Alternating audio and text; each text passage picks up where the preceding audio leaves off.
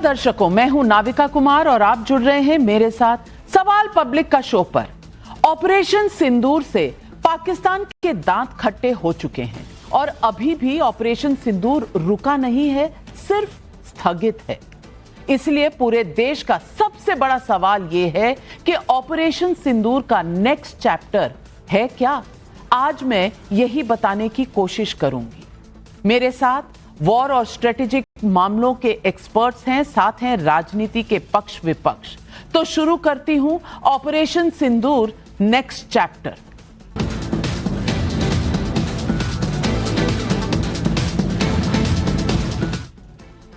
और आज मेरे साथ जुड़ रहे हैं मेरी दाईं ओर प्रदीप भंडारी, बीजेपी के राष्ट्रीय प्रवक्ता। उनके साथ हैं Sushant Sareen, senior fellow ORF, major Gaurav Arya, strategic मामलों के एक्सपर्ट, आप सब जानते हैं इन्हें। मेरी बाईं ओर अश्विनी कुमार मिश्रा, कांग्रेस के नेता हैं। प्रोफेसर अनवर पाशा, आरजेडी के प्रवक्ता हैं। और राजकुमार भाटी, समाजवादी पार्टी के प्रवक्ता हैं। सबसे पहले मैं पूछूंगी कि ऑपरेशन सिंदूर में अब अगला क्या होने वाला है। और यह सवाल इसलिए उठ रहा है क्योंकि जनता जानना चाहती है कि ऑपरेशन सिंदूर के नेक्स्ट चैप्टर में क्या पाकिस्तान अधिकृत कश्मीर पर निर्णायक फैसले वाली घड़ी आ जाएगी। यह सवाल आज हर कोई पूछ रहा है, इस देश का हर नागरिक पूछ रहा है।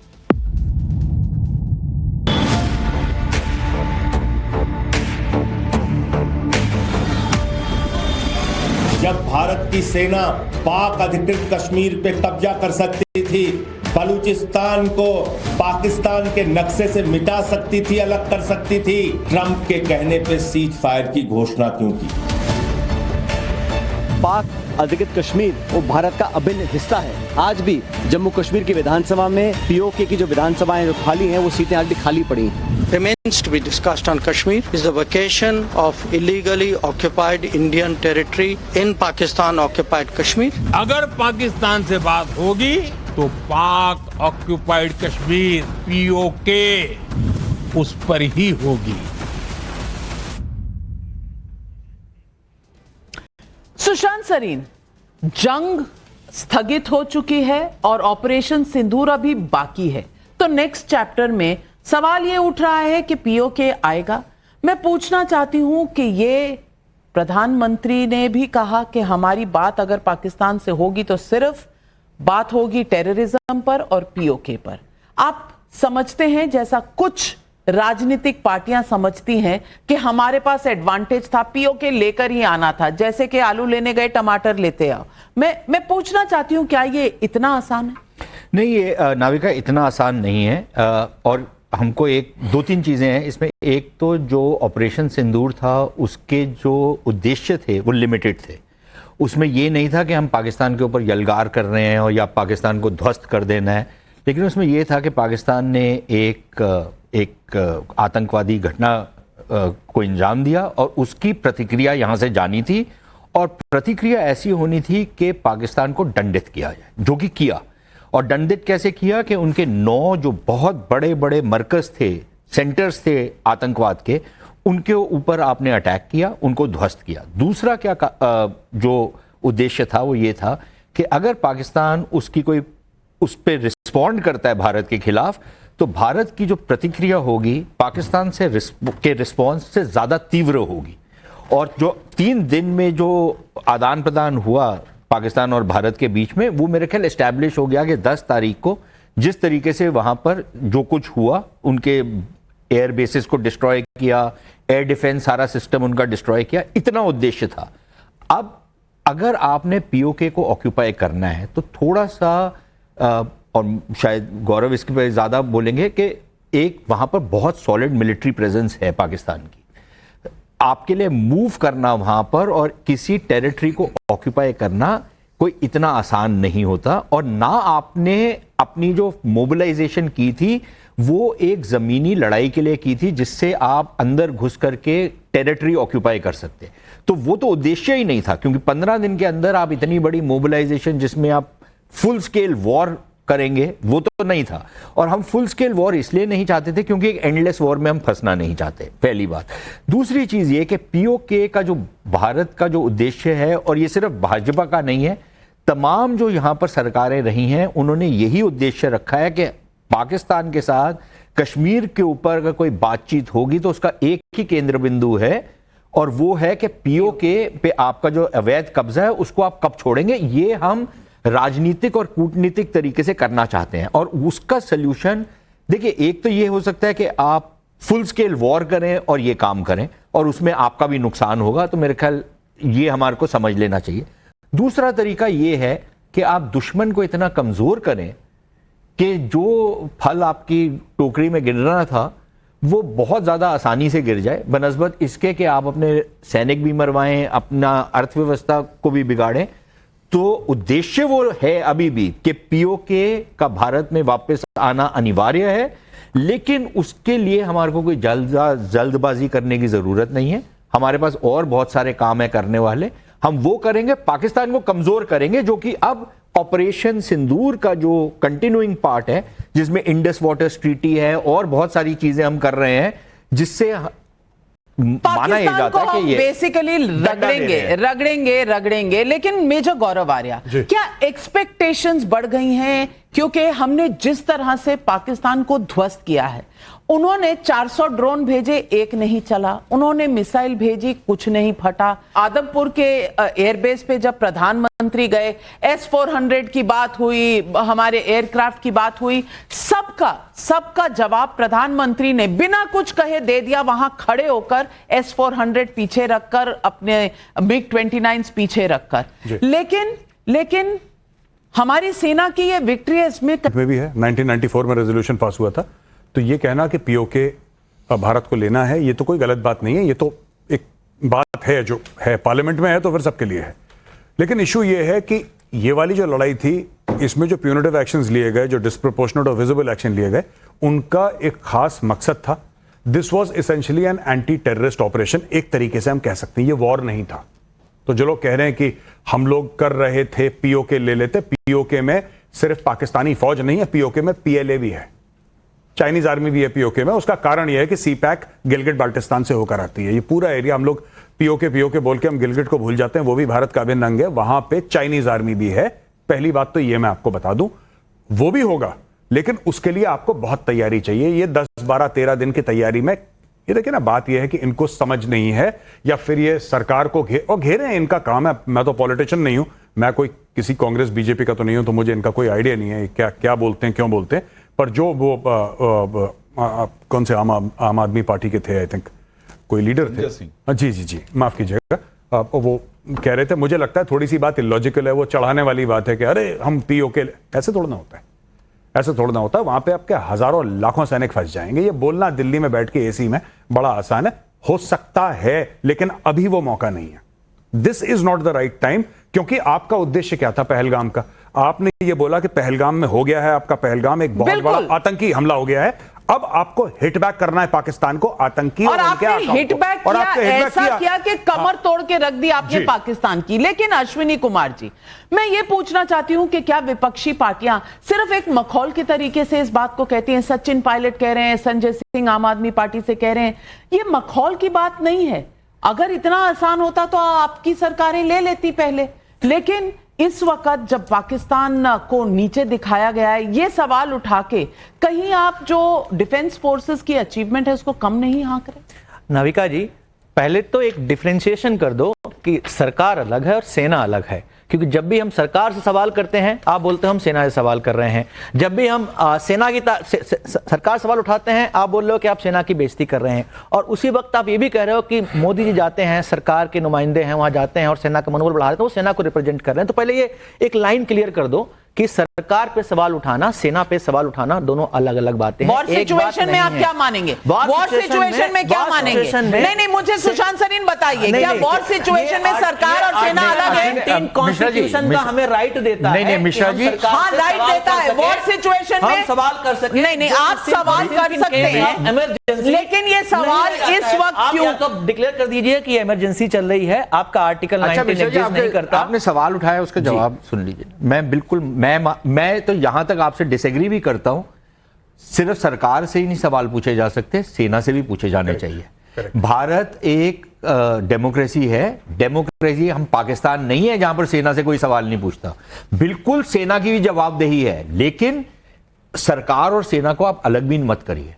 सेना से आप डायरेक्टली नहीं पूछ सकते क्योंकि हमारी कुछ मर्यादाएं हैं। आप सरकार से, सेना के ऊपर भी आप सवाल उठा सकते हैं कि सेना की तैयारी थी, कितनी और होनी चाहिए। सिर्फ आलोचना करने के लिए मत पूछिए सवाल, सेना की बेहतरी के लिए भी आप पूछ सकते हैं। अनफॉर्चुनेटली यहां पर अक्सर जो सवाल पूछे जाते हैं आलोचना के लिए नहीं सरीन, ये गलत इल्जाम है। आगे भी बढ़ना है, एक सवाल नहीं है, चैप्टर कई हैं। ऑपरेशन सिंदूर में पाकिस्तान पर भारत के एक्शन की सबसे बड़ी बाधा चीन और तुर्की बने, इसलिए भारत में दोनों देशों के खिलाफ बहुत गुस्सा है। तो क्या ऑपरेशन सिंदूर के नेक्स्ट चैप्टर में चीन तुर्की से आर पार होगा? पहला सवाल हम इसलिए पूछ रहे हैं क्योंकि एक देश की राय है। देश की राय क्या है, खुद देखिए।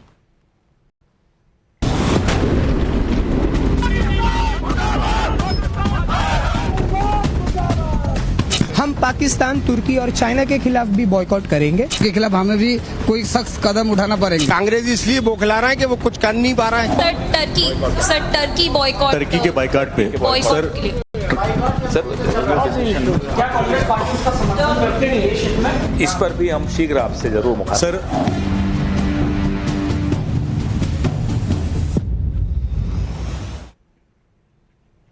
प्रदीप भंडारी जी, सवाल आपसे है।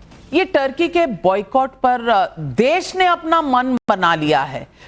सारे जो टूरिज्म की बुकिंग्स हैं वो 60% डाउन है और 60% लोग जो जाने वाले थे कैंसिलेशंस हो रहे हैं। ट्रेडर्स कह रहे हैं हम वहां से सेब नहीं मंगाएंगे, एप्रिकॉट्स नहीं मंगाएंगे। सवाल है कि जनता में रोष है, लेकिन आपने कल एक कंपनी का कॉन्ट्रैक्ट या सिक्योरिटी क्लियरेंस कैंसिल की। क्या ये बात क्योंकि गर्मा गर्मी में है तो यहीं रुक जाएगी?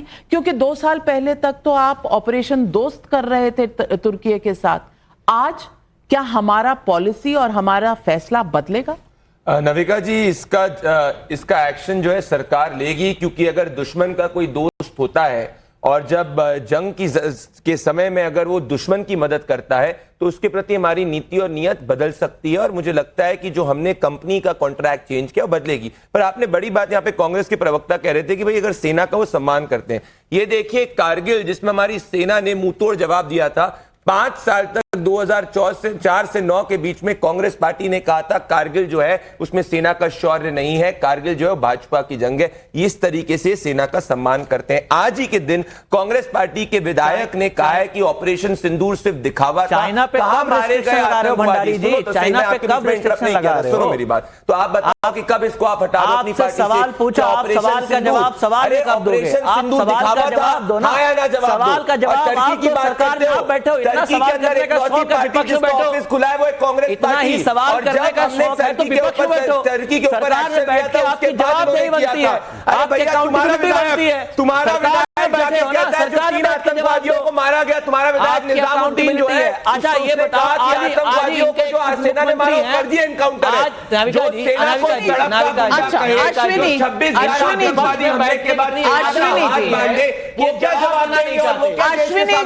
अश्विनी जी, आपने ना सरकार में बैठ के भी जवाब नहीं दिया। एक मिनट याद करा दूं 2008 में 26/11 हुआ था। तब एयर चीफ फली होमी मेजर ने पूछा था कि हमारी तैयारी पूरी है। डॉक्यूमेंटेड प्रूफ नहीं है, दिस इज प्योर। इंसान अभी जीवित है, किताब लिखी है, किताब को किसी ने रेफरेंस था, वो भी उसकी और उन्होंने इंटरव्यूज दिए हैं।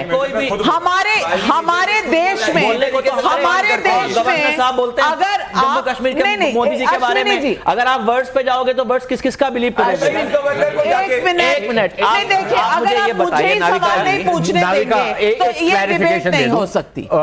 2008 के ऊपर जो आपके उस जमाने के राष्ट्रीय सुरक्षा सलाहकार थे मेनन साहब, उनकी किताब उन्होंने लिखी हुई है और उसमें भी यही चीज मेंशन की है कि जो सरकारी तंत्र था वो ये चाहता था, अधिकारी ये चाहते थे कि ये हो कि कोई प्रतिक्रिया हो पाकिस्तान के खिलाफ, लेकिन जो सरकार थी उस समय उसने फाइनली ये डिसीजन लिया कि नहीं, हम नहीं करेंगे क्योंकि ये न्यूक्लियर वॉर वगैरह का तो चक्कर। आपको लगता है सरीन साहब कि अभी भी किताबें लिखी जाएंगी उसमें बोला जाएगा कि सरकार क्या कहते हैं सेना चाहती थी कि पाकिस्तान को हार्ड हिट किया जाए और कहीं ना कहीं हमारे मोदी जी जो है हमारे अमेरिका के दबाव में झुक गए, अमेरिका के दबाव में झुक गए और आप लोग बात करोगे वॉर रुकवा दी, नहीं वॉर रुकवा दिया, बिल्कुल पाकिस्तान को देना चाहती थी, दूसरों का वॉर रुकवाते थे, आज अपना भी वॉर रुकवा दिया। जस्ट देयर फोन का बस चले तो पाकिस्तान जैसे मुल्क को भेज दो। एक मिनट ये बहुत सीरियस मामले। नविका जी ये ना मनमोहन सिंह का स्टेटमेंट जो कह रहे थे उनको प्रूफ, उनको खुशी है कि उन्होंने सर्जिकल स्ट्राइक नहीं करी, सेना चाहती थी कि सर्जिकल स्ट्राइक को।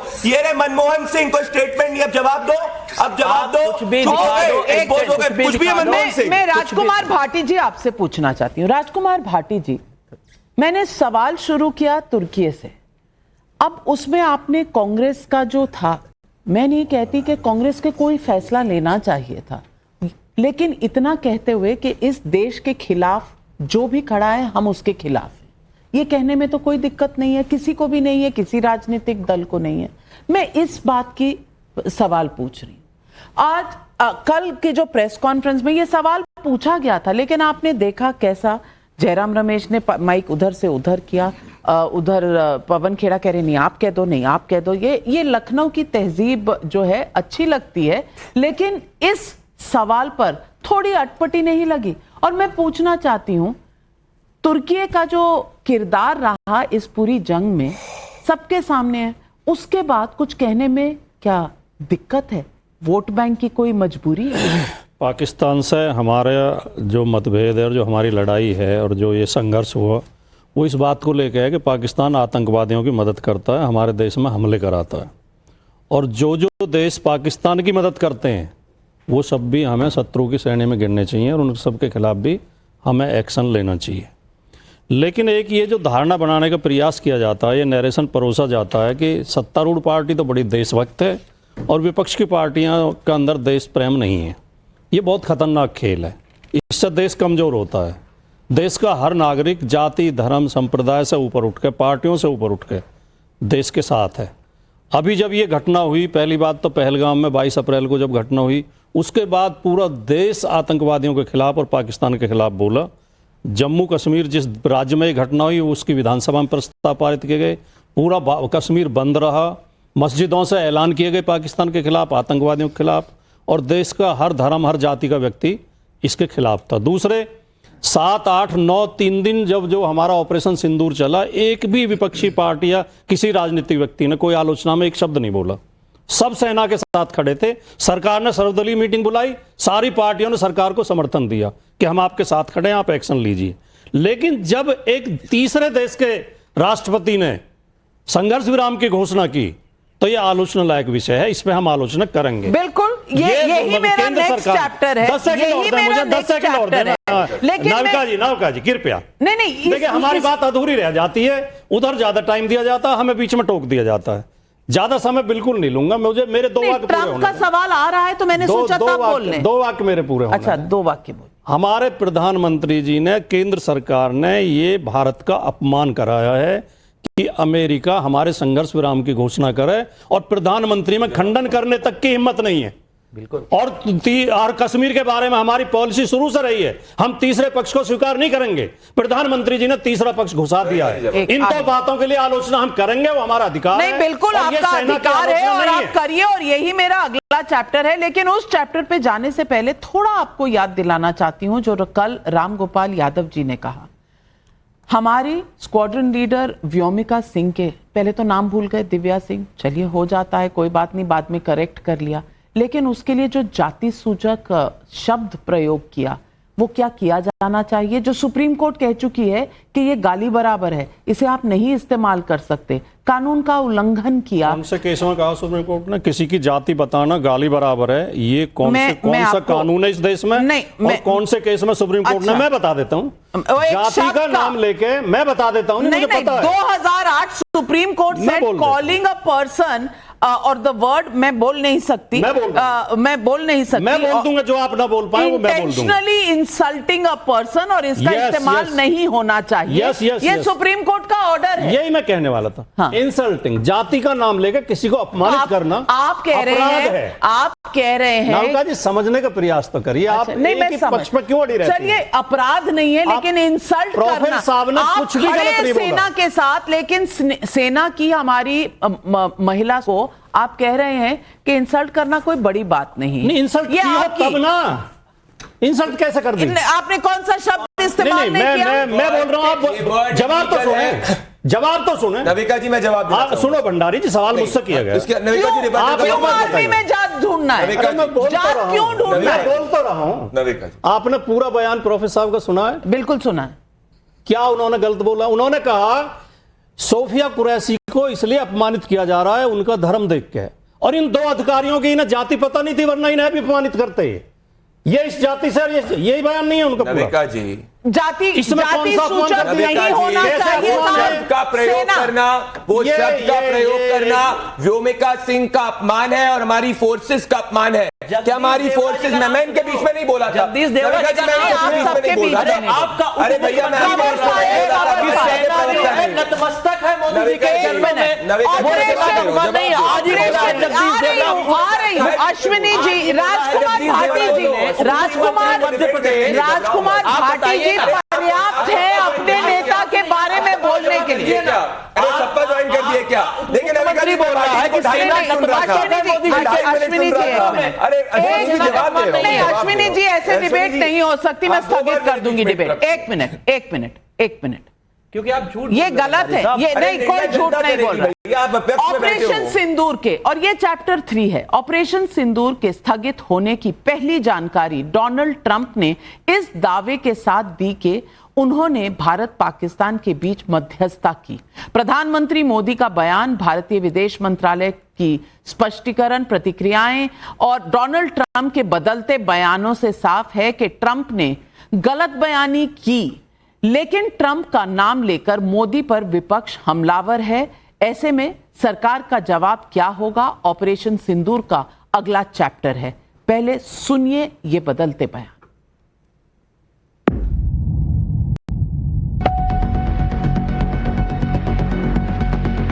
तो आप कृपया करके बताइए कि सीज़फायर की घोषणा डोनाल्ड ट्रंप जी के माध्यम से क्यों हुई? इस युद्ध विराम की घोषणा भारत ने क्यों नहीं की? प्रधानमंत्री ने खुद क्यों नहीं की? क्यों इसकी घोषणा अमेरिका के राष्ट्रपति डोनाल्ड ट्रंप ने करी? I don't want to say I did, but I sure as hell helped settle the problem between Pakistan and India last week. Bharat की आक्रामक कार्रवाई के बाद पाकिस्तान बचने के रास्ते खोजने लगा। पाकिस्तान दुनिया भर में तनाव कम करने के लिए गुहार लगा रहा है। सीरियस सवाल है, प्रदीप भंडारी जवाब। नविका जी मैं जवाब दूंगा, इनको कहीं इंटरप्ट ना करें। पहली बात, डोनाल्ड ट्रंप अपने स्टेटमेंट से डिट्रैक्ट कर चुके हैं। दूसरी बात, एक सिंपल एग्जांपल से करूंगा। जुलाई 2019 के अंदर डोनाल्ड ट्रंप और इमरान खान ने एक ज्वाइंट प्रेस कॉन्फ्रेंस करी थी, जिसमें डोनाल्ड ट्रंप ने कहा था कि भाई उनको मीडिएशन के लिए जम्मू कश्मीर में कहा गया है। 15 दिन के अंदर हमने आर्टिकल 370 एब्रोगेट कर दिया। यह है सच्चाई। हमने डोनाल्ड ट्रंप के स्टेटमेंट के बाद प्रधानमंत्री नरेंद्र मोदी जी ने देश को संबोधन दिया, जिसमें क्लियर कर दिया कि पाकिस्तान से सिर्फ बातचीत पीओके या टेररिज्म पे होगी। मिनिस्ट्री ऑफ एक्सटर्नल अफेयर्स ने एक नहीं, दो नहीं, 3 बार यह बात कह दी। जयशंकर जी ने कह दी। पर मुझे अचंभित इस बात पे है कि कांग्रेस पार्टी जो 10 साल में डोनाल्ड ट्रंप का ड नहीं बोल पाई, हमारी देश की सरकार ने ऑफिशियली इस बात को इतनी बार कहने के बाद इनको हर चीज विदेशी क्यों अच्छी लगती है? अब की बार ट्रंप सरकार, चीन, अब की बार ट्रंप सरकार, हमेशा इनको ये अच्छा लगता है। और असली बात तो ये है कि पाकिस्तान के दुलारे अगर कोई है तो राहुल गांधी है। ऑफिशियल प्रेस कॉन्फ्रेंस में पाकिस्तान ने इंटरनेशनल मीडिया के सामने राहुल गांधी को एज एविडेंस यूज किया सत्यपाल मलिक के साथ में। तो जवाब तो आपको देना है। हमने तो नाम लेकर के आपका कोई नाम लेकर के कुछ बोल दे, उसके लिए आप रिस्पांसिबल थोड़ी हो। अभी तक आपको कोई कुछ भी बोल दे, आपके नाम को लेकर के आप रिस्पांसिबल नहीं हो। रही बात ट्रंप की एक्टिंग करोगे, बहरे होने की एक्टिंग करोगे तो क्या होगा? सरकार ने ऑफिशियल स्टेटमेंट दे दिया, अब क्या चाह रहे हो? अनवर पाशा जी, अनवर पाशा, केवल 5 सेकंड देना। अच्छा, अनवर पाशा जी भी आपके अलाइन के बोले नहीं है। अगर उनको कोई प्रॉब्लम नहीं है तो मुझे कोई प्रॉब्लम नहीं है। 1971 में अमेरिका के राष्ट्रपति ने इंदिरा गांधी को यह कहा था कि बांग्लादेश से सेना वापस बुला ली, हमने 7वां बेड़ा उतार दिया है। इंदिरा गांधी ने कहा अब 7वां उतरो या 70वां, अब सेना वापस नहीं आएगी। ये हिम्मत मोदी जी क्यों नहीं दिखा पाए? सवाल ये केवल मोदी जी के होकर से शब्द नहीं निकला, उन्होंने क्या डर के बैठ गए। सवाल ये यूएस और रशिया के प्रेशर में आ गई थी ट्रंप और उन्होंने शिमला हो गई। उसके बाद ट्रंप लगातार अपमानित कर रहा है।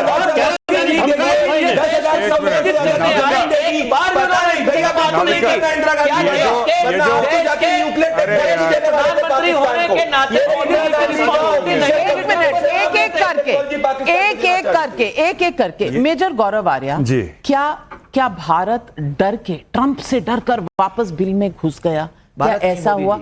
अच्छा मोदी, अच्छा भारत मोदी जी अलग अलग है। हाँ। मतलब देश का प्रतिनिधित्व जो करेगा उसको आप नहीं कह सकते। ये इंडिया इज इंदिरा कह सकते हैं, इंदिरा इज इंडिया कह सकते हैं, लेकिन भारत और मोदी जी को हाइफनेट करना है। लेकिन क्या डर के मारे हम वापस आ गए? हमने सीज फायर कर दिया। कोई भी ऑपरेशन होता है, ऑपरेशन शुरू करने से पहले ऑपरेशनल एम्स होती हैं जो आर्मी डिसाइड करती है पॉलिटिकल लीडरशिप के तहत। ऑपरेशनल एम्स जब आपकी कंप्लीट हो जाती हैं, आप किस मामले में, आपने क्या मामला लेकर शुरू करा था, क्या आपके विचार में क्या वो एम पूरी हो गई है? हाँ पूरी हो गई है। अगर पूरी हो गई है तो आपने बोला ये। प्रदीप भी बैठे हैं भाजपा के, कांग्रेस, समाजवादी, सारी पार्टी के बैठे हैं। जब भी किसी भी पार्टी का नेता कहता है ना हम फौज के साथ हैं, भगवान की कसम हाथ जोड़ के कह रहा हूं, बहुत डर लगता है मुझे एज अ फौजी। मुझे बहुत खौफ आता है कि यार ये मेरे साथ हैं। नहीं भाई, हम सिर्फ ये कहते हैं कि हमें छोड़ दो, जो आदेश होंगे ऊपर से हम पालन कर लेंगे। जो भी पार्टी होगी, जो भी आप लोगों की राजनीति है, लोकसभा, राज्यसभा, आप जो आदेश देंगे पालन हो जाएगा। लेकिन हमारे बारे में भला मत सोचिए, क्योंकि अब मुझे डर लगने लगा है। कोई कर्नल सोफिया कुरैशी को ऐसे बोल सकता है? सोफिया कुरैशी इसलिए नहीं बैठी उस कुर्सी में क्योंकि वो मुसलमान है, वो औरत है, वो सबसे सर आतंकवादियों की बहन बोला था नहीं गलत है। मैं सर वही तो बोल रहा हूं। जेल में होना चाहिए। आप क्लियर करो ना, क्लियर कर रहे हो। प्रदीप भंडारी उनको जेल में होना चाहिए। वो जब उस कुर्सी पे बैठी हैं, वो इसलिए नहीं बैठी कि वो मुस्लिम हैं या वो औरत हैं, वो इसलिए बैठी हैं क्योंकि जो फौज है उसमें से सबसे लायक वो हैं, राइट? तो उनके बारे में जो वो भाजपा के मंत्री ने बोला, बहुत गलत बयान था। कोर्ट ने उनके ऊपर जो बोला कि एफआईआर, उसके पहले भाजपा को बोल देना चाहिए था कि हम एक्शन लेंगे। जो उसने कहा हम खंडन करते हैं, सुप्रीम कोर्ट में मामला है, जितनी कड़ी से कड़ी कार्रवाई सुप्रीम कोर्ट को करनी है हम उसका समर्थन करेंगे। पर व्योमिका सिंह पे क्योंकि मामला सब जुड़े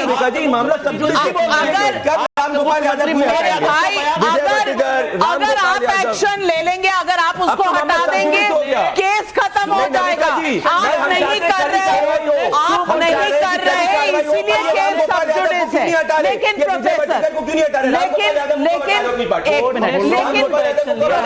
प्रोफेसर अनवर पाशा, मैं कह रही हूँ, नहीं पहले आप करिए, आप सत्ता में आप नहीं, आप कर लीजिए, केस डिफॉल्ट हो जाएगा। नहीं, ये बचाव नहीं चल सकता, ये बचाव नहीं चल सकता। प्रदीप भंडारी, ये बचाव नहीं चल सकता। आप एक्शन जाहिल भरे अनवर पाशा जी, इनके यहाँ मैं इनको कंट्रोल कर जाएगी। एक मिनट, कौन है राहुल गांधी? कैसी भाषा का प्रयोग कर रहे हैं? राहुल गांधी कौन है? विजय वट्टिकर कौन है? विजय वट्टिकर कौन है? राहुल गांधी कौन है? आज भी लोगों को सड़क का गुंडा कहने की बात करते हो, अपनी भाषा का संयम दो।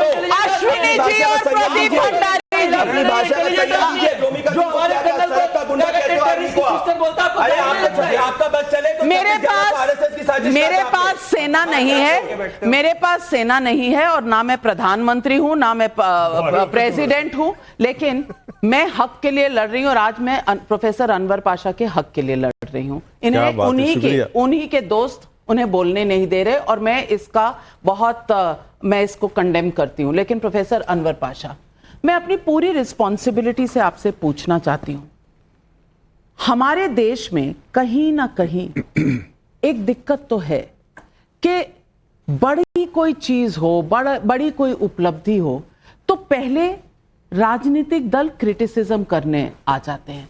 मेरी कोई प्रॉब्लम नहीं है, सवाल पूछना आपका भी हक है, हमारा भी हक है, हम भी जर्नलिस्ट हैं, हम भी पूछते हैं, आप भी, आपका तो दारोमदार है, ऑपोजिशन का बड़ा रोल है।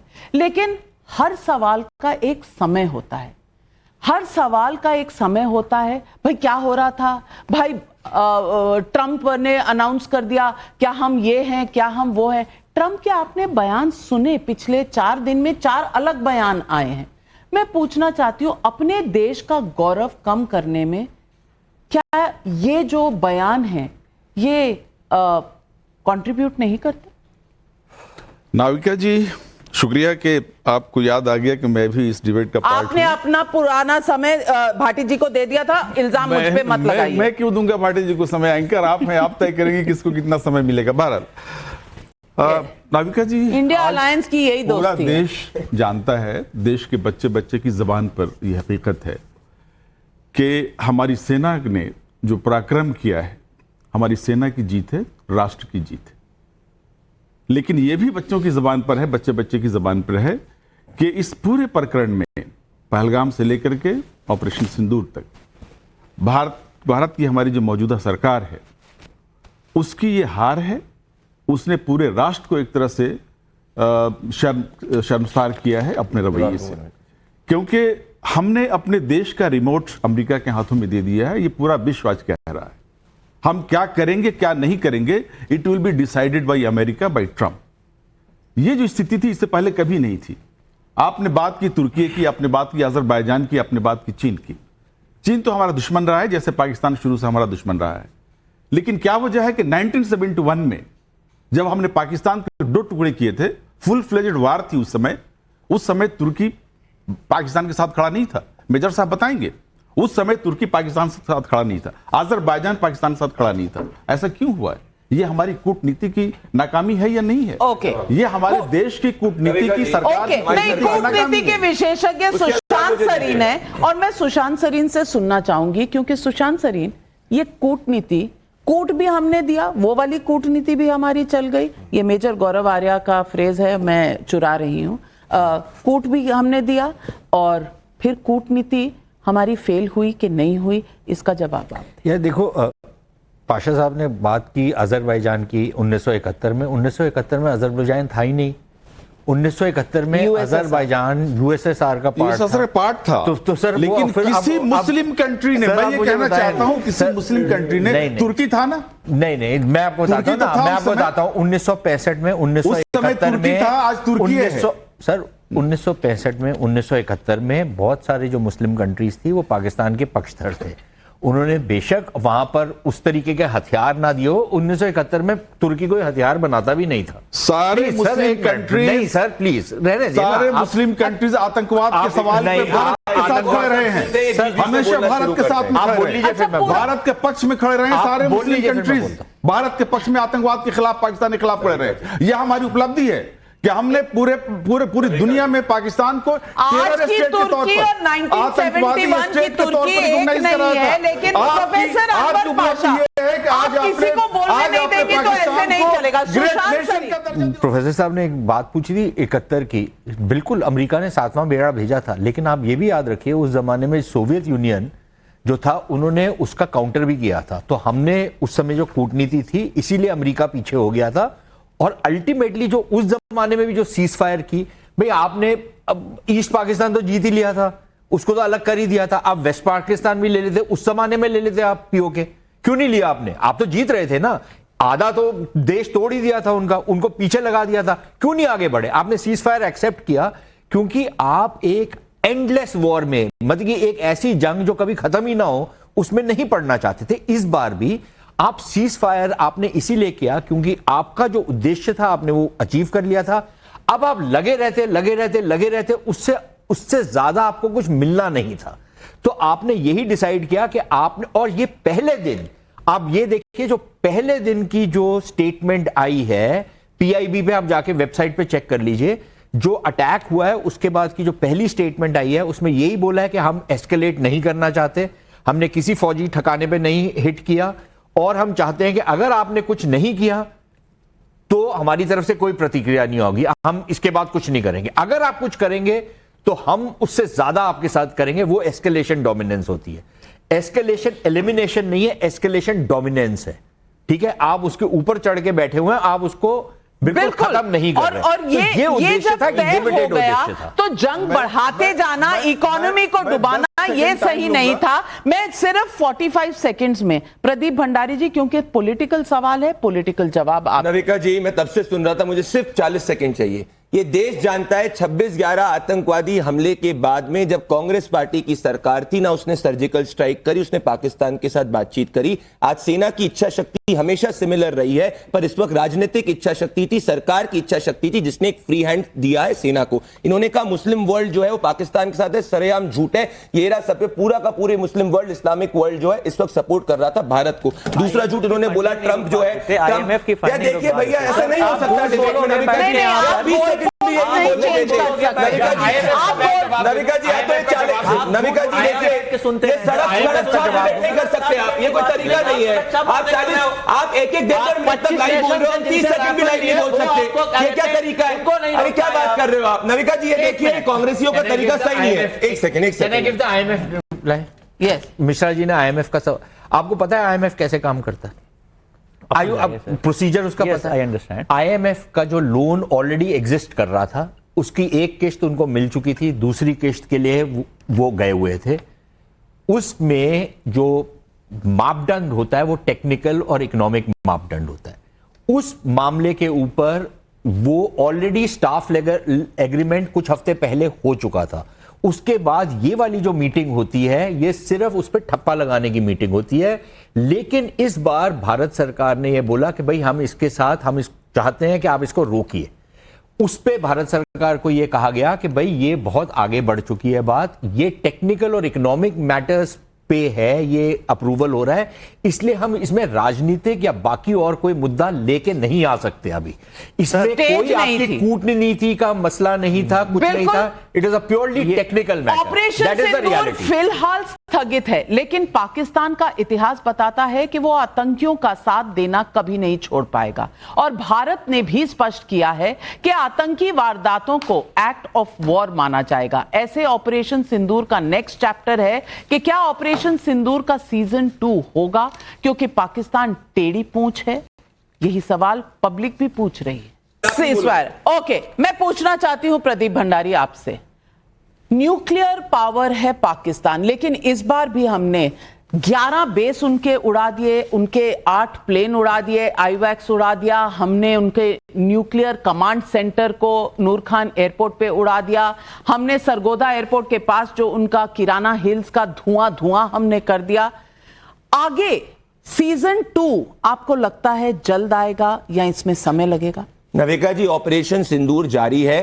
पहली बार देश के इतिहास के अंदर हमने पाकिस्तान का न्यूक्लियर ब्लैकमेल और न्यूक्लियर ब्लफ कॉल आउट करा है। इंदिरा गांधी ने ऑफिशियली पाकिस्तान को न्यूक्लियर वेपन्स देने की बात करी थी। ये रहा उस वक्त का नोट। तो उस वक्त ये जो कह रहे हैं इंदिरा गांधी को उन्होंने शिमला एग्रीमेंट में पाकिस्तान को उनके जवान वापस भेज दिए थे without getting anything in return. 10,000 square kilometre की जमीन तक दे दी थी, कुछ नहीं मिला था। और उस वक्त आरएन काओ जो रॉ के चीफ थे, उन्होंने कहा था कि इंदिरा गांधी रशिया और यूएस के प्रेशर के अंदर थी, यूएसएसआर और यूएस के प्रेशर में थी। ये होता है इंटरनेशनल प्रेशर। प्रधानमंत्री मोदी जी ने घर के अंदर घुस के मारा है, न्यूक्लियर ब्लैकमेल को कॉल आउट किया है, और ये तो सिर्फ शुरुआत है। पाकिस्तान के साथ आप देखिए आगे आगे होता है क्या। और अश्विनी कुमार जी, ये विकीलीक से निकला है कि इंदिरा गांधी ने ऐसा न्यूक्लियर डील के टेक्निकलिटी शेयर करने की बात की थी, और आज आप सवाल पूछ रहे हैं।